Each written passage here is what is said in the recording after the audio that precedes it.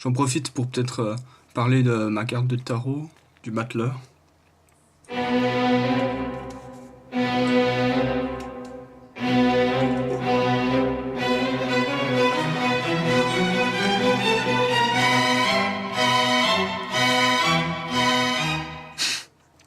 Donc c'est mon jeu de tarot, enfin un tarot que j'ai redessiné moi-même.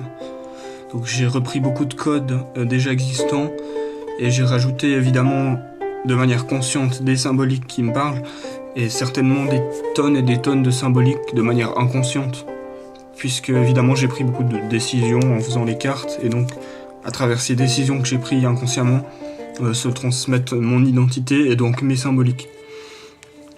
Mais des symboliques ancrées et entre guillemets officielles, elles sont pas officielles mais des symboliques qui se transmettent depuis longtemps. La carte du Battler représente le débutant. C'est celui qui commence quelque chose, qui se lance dans une activité. C'est celui qui possède les outils pour construire à l'avenir. Et donc c'est symbolisé par là quelqu'un de jeune avec les yeux écarquillés, puisqu'il découvre ce domaine qui le passionne. Il rentre, il a tout exploré. On peut voir qu'il a des outils, donc il a de la matière pour l'aider en fait. Donc là, sur mon jeu de tarot, la matière est souvent représentée avec le rouge. Donc il a autour de lui de la matière pour l'aider. Et il travaille, il explore dans cette matière. Et il tient dans ses mains cette petite barre qui est, je sais plus, mais c'est très souvent le Battler tient une fiole un peu allongée. Je sais plus ce que c'est exactement. Et on peut voir qu'elle est rouge des deux côtés. Donc il tient cette petite barre et il le voit pas forcément, mais c'est le potentiel qui est infini. C'est-à-dire que lui, il est qu'au début, mais dans sa main déjà, il a l'infinité de potentiel, puisqu'on ne sait pas qu'est-ce que va être l'avenir pour le Battler. Et donc il tient l'infini dans sa main.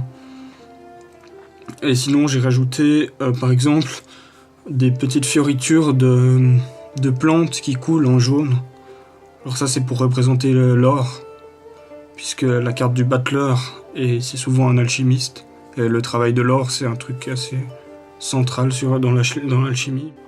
Et sinon toutes ces petites points rouges avec des spirales, c'est pour représenter la matière qui va dans tous les sens, qui est tout autour de nous. Donc ça c'est la carte du Battler. Et elle est à mettre,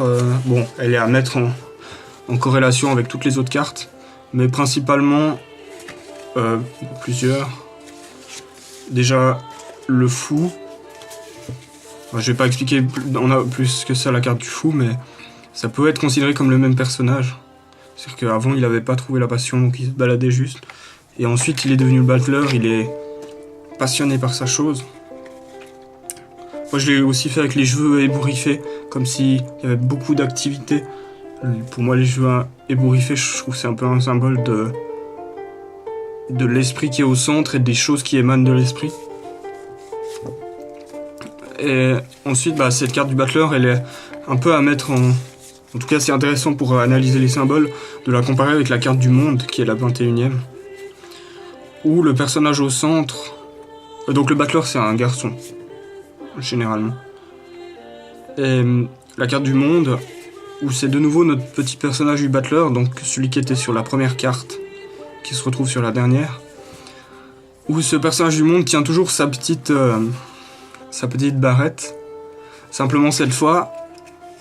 il y a le symbole infini qui est très bien marqué, c'est-à-dire que c'est précis, il a atteint l'infini. Alors que sur la carte du Battler, ça va dans tous les sens. Il a le potentiel infini, mais il n'y a rien qui est maîtrisé. Il y a des petites spirales qui vont dans tous les sens, mais quelque part au milieu de toutes ces spirales, il y a le potentiel infini. Alors que sur le monde, il a maîtrisé l'infini. La barrette est rouge et bleue, donc il a unifié l'esprit et la matière. Le bleu étant l'esprit et le rouge étant la matière. Il est devenu androgyne, il est à la fois homme et femme, donc il a unifié le féminin et le masculin. Et Et donc, bon, c'est pas tout ce qu'il y a. La carte du monde est bourrée de symboles. Mais pour ce qu'il y a du centre, c'est ça.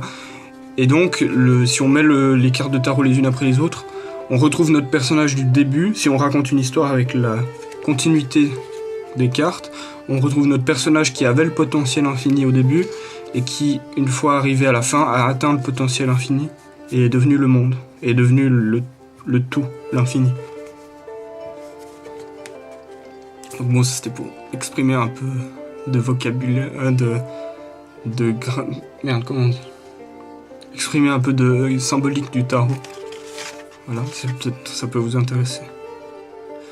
Si vous avez envie de voir mon jeu de tarot, de voir les cartes, de voir plus de cartes, vous pouvez aller, je mettrai dans la description de la vidéo, je crois que ça s'appelle description, je mettrai un lien qui va sur mon site internet et où vous pourrez voir mes cartes de tarot. C'est possible que je fasse plus d'explications sur les symboliques qu'il y a dans les cartes, parce que je trouve ça assez intéressant, et justement c'est plus facile à transmettre les symboliques de cartes de tarot que les symboliques de dessin. En tout cas de dessin de création artistique. Puisque justement, les symboliques de tarot sont codifiées pour être communiquées pour qu'on puisse communiquer les uns les autres. Alors que les dessins que je fais, je suis le premier dans l'histoire à les faire et à devoir essayer d'interpréter les symboles, c'est même pas interpréter parce que c'est moi qui les fais, mais de comprendre mes propres symboles. Et c'est à moi finalement de codifier ce que je fais dans mes dessins, alors que dans le tarot c'est déjà un peu codifié.